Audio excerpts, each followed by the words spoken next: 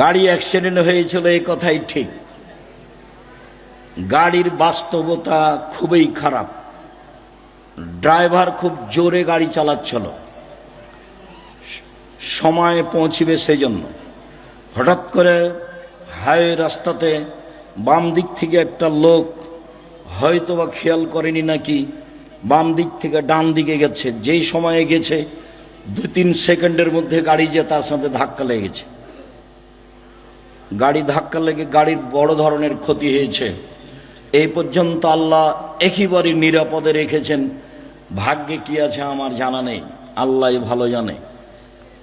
আল্লাহর লাখো শুকরিয়া আদায় করি, সিজদা করে শুকরিয়া আদায় করি। আমার জন্মভূমিতে আমি আসতে পেরেছি। কালকের যা ঘটনা ছিল তাতে আসার কোনো পরিবেশ ছিল না। আমি তোমার শুকরিয়া আদায় করি। সর্বশক্তিমান তুমি, তোমাকে আমি বিশ্বাস করি। তুমি সর্বশক্তিমান, ইন্নাকা আলা কুল্লি শাইইন কাদির, তুমি সব কিছু করতে পারো, এটা আমি বিশ্বাস করি।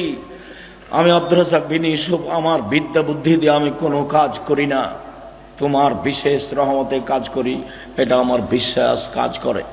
2013 সালের 24শে আগস্ট রোজ মঙ্গলবার 11টার সময় জামিয়া সালাফি হাঁটাবো, বীর হাঁটাবো, রূপগঞ্জ, নারায়ণগঞ্জ, ঢাকা। কাঁঠাল গাছের নিচে বলেছিলাম আমার হাতে টাকা নেই, এ কথাও সত্য। এখানে প্রতিষ্ঠান গড়বে, এ কথাও সত্য। গড়বেই গড়বে, কিভাবে গড়বে তা আমি জানি না, নিশ্চিত গড়বে, অবধারিত গড়বে, গড়বেই গড়বে, ইনশাআল্লাহ গড়বে। সেই প্রতিষ্ঠান অবস্থান করে 100 বিঘা জমির উপরে।